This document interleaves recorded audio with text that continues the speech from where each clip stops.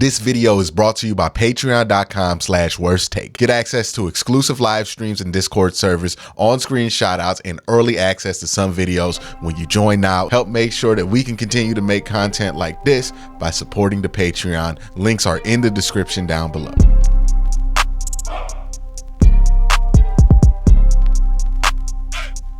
The Browns have a ton of things to be excited about. They have a defense that looked at times to be generational, on par with other historic defenses for most of last year, and they're returning almost every piece that they had from that defense, especially within the core of it. They have an offense that is loaded with a ton of talent and a ton of potential. So while we spend a lot of the offseason talking about these things, it can be easy to get wrapped up in just the positives with this team in particular because there's just so many to talk about. But what I want to talk about today aren't the positives. These are the 5 things that concern me the most, and these will be in a specific order. 1 being the thing that concerns me the most, and the thing that I don't know what the Browns are prepared for being able to overcome it, as well as you would hope for what this team's expectations are, and 5 being something that I do think that they can overcome, but is a concern nonetheless. And let's just jump into it because I got a lot to say about this specific subject. We're going to start with number 5, and I think number 5 is Watson in the pass game. Now, for a lot of people nationally, this seems to be the number 1 concern about the Cleveland Browns. For me, it's not really the number 1 concern for me. Part of the reason that is I think a lot of people are much lower than what the reality was for Deshaun Watson in the 6 games that he played last year. I think people have made it out to seem like he was awful in all of those games. He was bad in 1 game versus Pittsburgh, objectively good against Cincinnati, objectively like pretty great in that Tennessee game. You can say the same thing with the Baltimore game, and he was objectively above average in the Arizona game. I am not worried as much about Watson's ability to play, or even as much about his ability to stay healthy. I do have concerns, as any fan should, with the offense changing again, right? Deshaun Watson has been here. This is his 2nd offensive coordinator in 3 years, and it feels like a 3rd year in a row where we're going into the offseason talking about how we're going to be running a new version of whatever offense we were running before, right? At some point, something's got to stick, and you got to have some level of continuity when it comes to what we're running and what our identity is going to be on offense. And I think the biggest problem for the Cleveland Browns right now is with Watson, they have not yet been able to establish an identity. Now, part of this because Watson got injured and suspended his first 2 years here, being that he played 12 games. That was part of the package when you traded for Deshaun Watson, that you knew he was going to get suspended. So the 12 games thing, it doesn't bug me as much as it bugs other people because, again, Watson needs to stay healthy. Watson needs to play. Watson needs to establish an identity with the Cleveland Browns offense. The Browns need to have an identity with Deshaun Watson at the helm. It looked like they were on their way to building that in the Baltimore game, but we've never got to complete the process because he's got injured, right? So that's going to be the main thing. And until you establish that identity at the quarterback position on what your offense is going to look like with that quarterback, and until you can have a consistent, replicatable, good offense that has an identity with the quarterback that you're starting, you're going to have some concerns about it. Again, the talent on paper is pretty impressive. You got Amari Cooper, you got Jerry Jeudy, you got David Njoku, you got Elijah Moore, you got Deshaun Watson. You should be able to put together a good pass game with that. The issue is we have not seen all of those pieces come together, or at least the bulk of those pieces come together for more than what felt like a 2 or 3 game run, right? You want to build an identity with this passing attack, and until you have that, it's going to be something that concerns anybody thinking about this objectively. But I'm not overly concerned with it. I don't think this is like, some people predict the Browns win 6 games because of this dynamic. I don't think it's that serious, partly because if Watson does get injured, you do have Jameis Winston back there. I think you can still contend for a playoff spot with Jameis Winston. And also, I think this Browns defense and roster is good enough to be able to carry a wide range of quarterback play significantly far this season, similar to what they did last year with 5 different quarterbacks starting and winning games. This is why it's not the top concern for me, or not even in my top 3, but it is something that's in my top 5. Number 4 concern for me, and this is when we're gonna get to stuff that I'm like, hey, if this has the potential, if it goes completely left, to really put a hole in what the Browns want to achieve this season, right? Tackle play. Number one thing on the offense. Well, not number one thing. Tackle play is a concern to me. I'm a little bit nervous about the tackle play. Jed Wills has been inconsistent for a couple of years now. I also don't love his fit with Deshaun Watson, right? Deshaun Watson extends plays. Jed Wills is somebody who is used to blocking for a set amount of time because he expects a quarterback to be out the pocket. It doesn't seem like a great fit to me, Jed Wills being the blindside protector with Deshaun Watson. We'll see if that comes to fruition, but I have my concerns about both those individuals' play styles. Also, Jed Wills, not the smoothest technician in the world when it comes to getting guys to run their arcs. Deshaun Watson, not the smoothest technician in the world when it comes to using the geometry in the pocket to avoid sacks. And if you want to know what I mean by using the geometry in the pocket to avoid sacks, cut on a tape of Tom Brady in the pocket and you'll figure out what I'm talking about very quickly. But Deshaun has never really been great at using those angles or understanding those angles. He's kind of, if he breaks sacks, he usually just does it through pure brute force. So I worry about that fit on that left side. With the right side, I worry about it because there is a lot of potential to have this be a situation where you have 2 talented players, but you piss them both off and you don't get the best out of both of them if you don't handle this situation carefully. On Madden, this is a good spot what the Browns have at right tackle because you got 85 overall, whatever, in DeJuan Jones, and you got an 82 overall in Jack Conklin to back him up. But this is not Madden. This is reality. And they can't program egos into the Madden football game. You can have egos in real life, and that is a concern, right? Somebody has to get the short end of the stick. Is it going to be the multiple-time all-pro right tackle who's getting paid a lot of money this year? Or is it going to be the budding star all-rookie right tackle in DeJuan Jones? Somebody's going to get the short end of the stick at right tackle. Somebody's going to have to play a role. Somebody's going to have to be off the field. Somebody's going to be asked to take a seat on the bench that is not used to taking a seat on the bench. I know a lot of people's theory, and this is a very cynical theory, is just throw Jack Conklin out there until he gets injured because you know he's going to get injured because he usually gets injured, and then put DeJuan Jones in. Again, a theory that works well on Madden, not really one that you can do in real life because you could do that, but you would piss off DeJuan Jones. And what if that affects DeJuan Jones' development? These things are things you have to manage when you're dealing with people.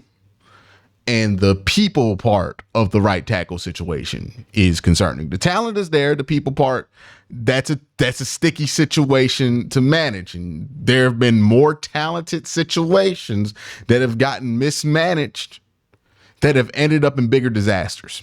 So That is something I worry about, that tackle play. You know, offensive line play in general, this Browns offensive line is not the juggernaut that they were in 2020. Still very talented. Wyatt Teller's still very talented. Ethan Posick still very good. And Joe Bitonio still good. Getting older though, right? Like there's a lot more concern about things that can go wrong on that offensive line. And I don't think enough people are talking about it, but it's definitely in my top 5 of things that I'm a little bit concerned about. Let's move to number 3. Big play defense, right? Whether it be the safeties, whether it be the corners, the Browns had a tendency last year, while they were excellent for the most part, to give up a lot of big plays, right? You look at a game the Browns lost, you could find a big play in there somewhere, right? There were big plays all over the first Baltimore game. There were big plays all over the second Baltimore game. There were big plays in that Houston game. There were big plays all over the season. While the Browns defense was great at stacking up 3 and outs last year, while they were great at stifling offenses for long periods of time, the one area that got overlooked because the Browns defense was so dominant most of the time was that they did have this nasty tendency to give up big plays. Look at the Indy game. Look, there's a number of games you can look at, the Denver game, all of this stuff, where they gave up a lot of big plays for not really acceptable reasons. So when you look at this Browns defense, and look, sometimes it's not just one position's fault too. That's why I want to make clear. It's not just Juan Thornhill. It's not just Ronnie McLeod that's messing up. Sometimes it's one of those two. Sometimes it's Martin Emerson just not doing good coverage in a man situation. Sometimes you have an injury and Mike Ford's out there on Odell Beckham and he gets cooked on the inside. Sometimes you get people that bump into each other because they're not comfortable. There's a number of ways you can give up a big play. It's not necessarily one person's fault, but the secondary has to get a handle on this. And again, the Browns have one of the best secondaries in the NFL when it comes to their ability to stop deep offenses on a play-to-play basis, especially on a per-average basis. But the biggest issue that the Browns had last year on the defensive side of the ball was their inability to turn off the big play faucet at time. But if the Browns are a team that is serious about not just going 11-5, making the playoffs and maybe winning the playoff game, but doing more than that, right? Making a conference championship game, maybe winning a conference championship game, hell, winning a Super Bowl, right? If they're serious about achieving those goals, they're gonna have to do something about those big plays, because while in the regular season, you can win most of your games while giving up some big plays, in the postseason, one big play is all it takes for Pat Mahomes to beat you. One big play is all it takes for Josh Allen to beat you. One big play is all it takes for Justin Herbert to beat you. One big play is all it takes for Joe Burrow to beat you. And that's just the AFC. And I'm pretty sure I missed a couple of names that really should beat Lamar Jackson. It takes one big play for Lamar Jackson to beat you in the playoffs. That's just the AFC. The AFC. That's not even counting the NFC part of the equation. You have to do something about your big play, this tendency to give up big plays, because you could be dominant for 90% of the game, but if you're in a low-scoring bout with another team and you give up a big play, it does not matter that you gave up 70 total yards in the first 3 quarters if you give up 170-yard touchdown in the fourth quarter and you lose by 3. The big play stuff needs to have a faucet. It's my third most concern.